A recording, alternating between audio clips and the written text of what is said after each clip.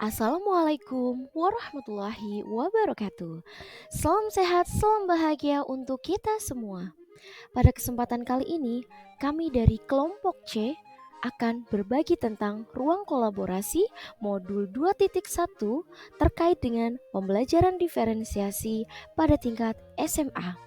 Sebelumnya, kami adalah calon guru penggerak Angkatan 8 Jakarta Pusat. Sebelum kami membahas tentang pembelajaran diferensiasi pada tingkat SMA, perkenalkan kami adalah kelompok C yang mana merupakan kelompok gabungan dari dua pengajar praktik. Adapun yang pertama ada Ibu Emma Romayah, Magister Pendidikan sebagai fasilitator kami, dan pengajar praktik kami terdiri dari Ibu Ambar Restika Suryandaru, Magister Psikologi, dan Bapak Agus Lumbantoruan, Sarjana Pendidikan.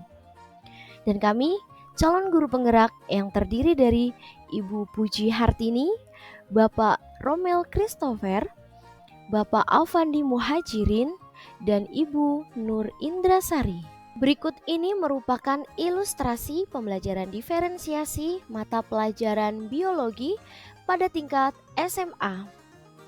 Untuk Bapak Ibu semuanya, mari kita simak pernyataan yang diberikan pada ilustrasi ini sebagai gambaran pembelajaran diferensiasi yang kami gunakan untuk dasar diskusi terkait jawaban setiap pertanyaan pemantik yang diberikan.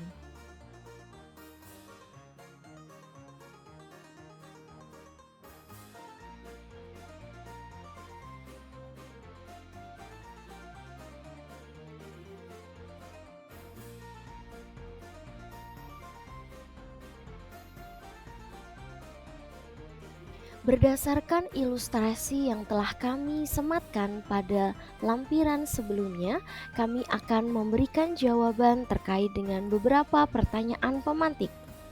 Pertanyaan yang pertama, apakah kebutuhan belajar murid yang berusaha dipenuhi oleh guru tersebut?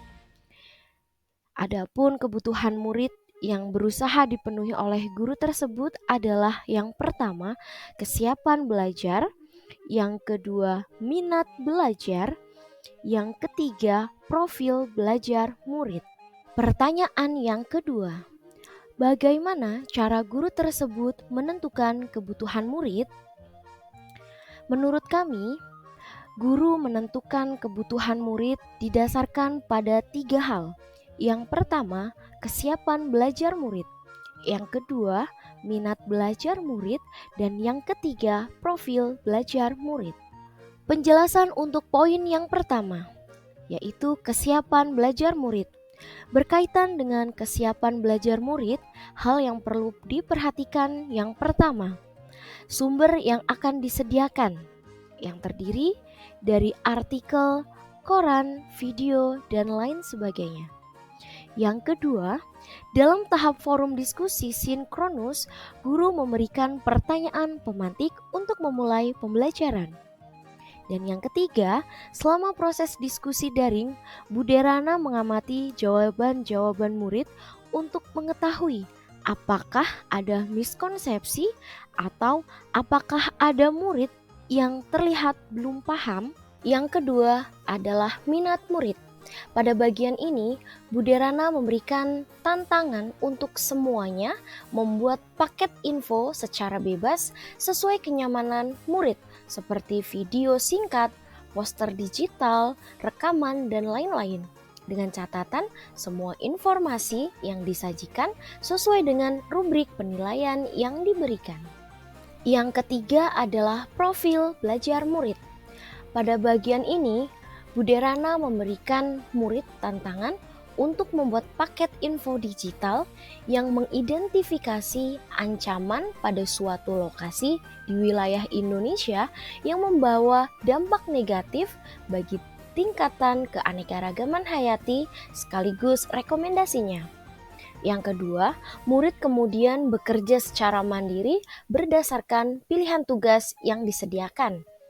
Dan yang ketiga, Buderana memberikan slot-slot waktu untuk berdiskusi dengan murid yang ingin berkonsultasi. Pertanyaan pemantik yang ketiga, strategi pembelajaran berdiferensiasi apa? yang digunakan? Menurut kami, strategi pembelajaran berdiferensiasi yang digunakan ada 3 komponen. Yang pertama, diferensiasi konten, yang kedua, diferensiasi proses, dan yang ketiga, diferensiasi produk. Strategi yang pertama, diferensiasi konten. Pada hal ini, dari sisi konten, guru menyiapkan konten-konten pembelajaran dalam berbagai bentuk, yaitu artikel, video, rekaman, dan lain-lain yang dapat diambil dari buku, internet, dan sumber lainnya. Yang selanjutnya adalah diferensiasi proses. Pada diferensiasi proses ini, selama murid belajar, Buderana juga menyediakan slot-slot waktu tertentu untuk bertemu dengan beberapa murid yang masih membutuhkan pendampingan dan arahan, serta menjelaskan kembali konsep-konsep serta memberikan banyak contoh.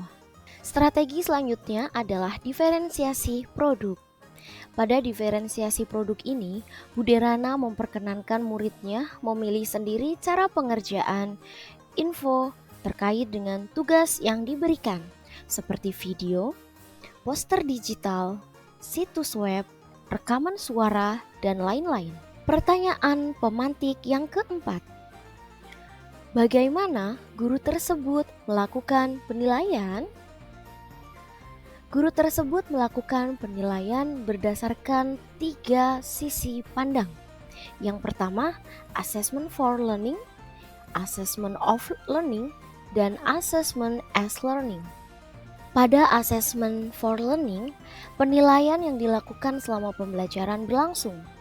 Buderana menilai keaktifan anak-anak dalam menjawab pertanyaan selama proses pembelajaran secara langsung. Sedangkan pada assessment of learning, penilaian dilaksanakan setelah proses pembelajaran selesai. Dengan cara, Buderana menilai hasil atau produk dari tugas yang dikumpulkan oleh anak-anak. Serta assessment as learning. Pada assessment as learning ini, penilaian sebagai proses belajar dan melibatkan murid-murid secara aktif dalam kegiatan penilaian tersebut. Hal ini ditunjukkan dengan Buderana meminta murid untuk melakukan umpan balik pada proses pembelajaran. Demikian hal yang dapat kami sampaikan terkait dengan ruang kolaborasi yang telah kami lakukan terkait dengan pembelajaran diferensiasi pada tingkat SMA. Semoga bermanfaat dan menjadi inspirasi untuk kita semua. Salam guru penggerak, tergerak, bergerak, dan menggerakkan. Terima kasih. Wassalamualaikum warahmatullahi wabarakatuh.